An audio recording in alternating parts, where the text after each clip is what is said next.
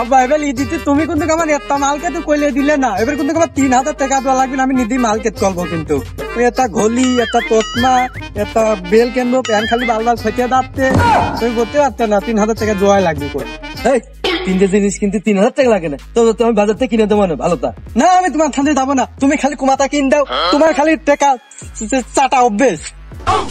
আহা আমি পারি না, আর পারি না। আসসালামু আলাইকুম।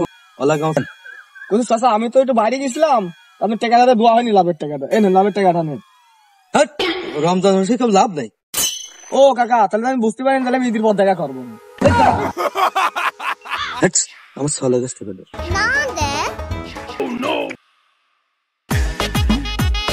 চলো আব্বা।